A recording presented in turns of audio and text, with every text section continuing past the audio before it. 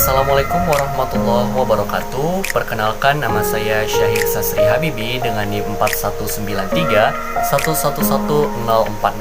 Di sini saya akan membuat tugas video praktikum ke-10 dengan dosen Ibu Khairunisa SSI MSI dan asisten laboratorium Kak Alivia Humairo dan Kak Salama Sulistianingrum. Nah, pada kesempatan kali ini saya ingin mengetahui atau menguji apakah terdapat perbedaan peningkatan hasil belajar siswa kelas 12 antara pendapatan orang tua golongan 1 atau dari Rp600.000 sampai Rp1.000.000, golongan 2 atau dari Rp1.100.000 sampai Rp1.500.000, dan golongan ketiga atau Rp1.600.000 sampai dengan Rp2.000.000. Nah, langkah pertamanya kita membuka aplikasi SPSS. Nah, di aplikasi SPSS ini kita masuk ke variable view. Nah, di bagian baris pertama kita memasukkan variabel nilai underscore hasil belajar. Dan di baris keduanya kita memasukkan penghasilan orang tua. Nah, untuk type-nya kita biarkan numerik, desimalnya kita ubah menjadi 0, dan di baris kedua juga kita ubah menjadi 0. Di label ini sebenarnya opsional, bisa teman-teman pilih, bisa teman-teman isi atau tidak. Di sini saya isi saja nilai hasil belajar, dan di bawahnya itu adalah penghasilan orang tua. Nah, perlu diingat, di sini saya akan melakukan uji one way ANOVA. Nah, di bagian value baris kedua, tepatnya di variabel penghasilan orang tua, saya masukkan value 1, itu rentang penghasilan orang tuanya ya, Rp600.000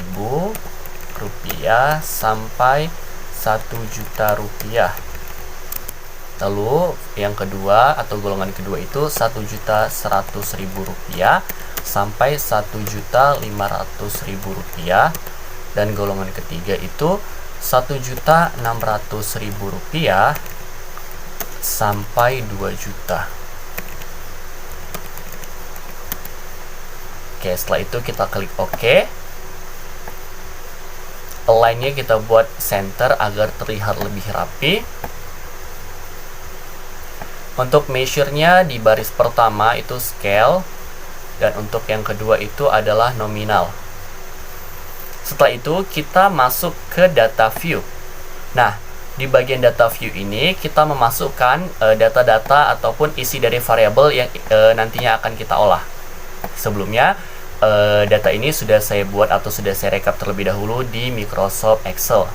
Jadi kita buka lagi Microsoft Excel, lalu kita kopikan dan kita pindahkan ke bagian ini. Oke, sudah terlihat datanya masuk. Setelah itu, untuk melakukan uji one way ANOVA, kita mengklik menu Analyze. Di menu Analyze ini, kita pilih Compare Means dan submenu one way ANOVA. Setelah kita klik one way ANOVA, maka akan muncul dialog box one way ANOVA. Nilai hasil belajar kita masukkan ke dependent list, dan penghasilan orang tua kita masukkan ke factors. Setelah itu, kita mengklik menu option. Di sini terdapat menu option, teman-teman bisa klik. Lalu teman-teman pastikan mencentang deskriptif, homogeneity of variance test, dan juga memastikan bahwa missing values-nya itu exclude cases analysis by analysis. Setelah itu kita klik continue. Lalu kita klik post hoc. Nah, di post hoc ini teman-teman cuma mengklik to case saja dan memastikan bahwasannya significance levelnya itu 0,05 agar memudahkan kita dalam melakukan penarikan kesimpulan. Setelah itu kita klik continue dan OK. Maka tampilan outputnya akan keluar. Di sini ada one way, ada table deskriptif, test homogeneity of variance, ANOVA, lalu ada post hoc test, multiple comparisons, dan homogeneous subset nilai hasil belajar. Untuk pembacaan outputnya, segera kita baca. Baiklah, di sini saya akan membacakan output dari proses pengujian dengan SPSS yang sudah kita lakukan. Nah, sebelum memasuki tahapan pembacaan output ini, saya akan menyampaikan hipotesis dalam pengujian ini. Yang pertama ada hipotesis 0 atau H0, yaitu tidak ada perbedaan hasil belajar siswa kelas 12 yang signifikan antara golongan pendapatan orang tua pertama, kedua, dan ketiga. Sedangkan hipotesis alternatifnya atau HA-nya adalah ada perbedaan hasil belajar siswa kelas 12 yang signifikan antara golongan pendapatan orang tua pertama, kedua, dan ketiga. Selanjutnya, kita lihat pada tabel deskriptif. Berdasarkan tabel deskriptif, dapat dilihat perbedaan rata-rata nilai hasil belajar siswa kelas 12 dari ketiga golongan pendapatan orang tua. Dengan rinciannya, yang pertama, rata-rata nilai hasil belajar siswa kelas 12 yang orang tuanya berpendapatan golongan pertama atau Rp600.000 sampai Rp1.000.000 adalah sebesar 85,83 dengan standar deviasi sebesar 2,787. Yang kedua, rata-rata nilai hasil belajar siswa kelas 12 yang orang tuanya berpendapatan golongan kedua atau Rp1.100.000 sampai Rp1.500.000 adalah sebesar 84,75 dengan standar deviasi sebesar 2,062. Selanjutnya, rata-rata nilai hasil belajar siswa kelas 12 yang orang tuanya berpendapatan golongan ketiga atau Rp1.600.000 sampai Rp2.000.000 adalah sebesar 89,6 dengan standar deviasi sebesar 5,899. Sementara rata-rata keseluruhannya adalah 86,8 dengan standar deviasi sebesar 4,246. Secara deskriptif, disimpulkan bahwa rata-rata nilai hasil belajar kelas 12 yang orang tuanya berpendapatan golongan pendapatan orang tua ketiga atau Rp1.600.000 sampai Rp2.000.000 adalah yang paling tinggi dengan rata-rata sebesar 89,6. Selanjutnya, tabel Test of Homogeneity of Variances. Berdasarkan tabel ini, diperoleh angka Levin statistik sebesar 0,969 dengan nilai signifikansi sebesar 0,407. Karena nilai signifikansi lebih besar dari 0,05, 0,407 lebih besar dari 0,05, maka dapat disimpulkan bahwa varian dari ketiga golongan pendapatan orang tua siswa kelas 12 tersebut yang dibandingkan adalah homogen atau sama. Selanjutnya, tabel ANOVA.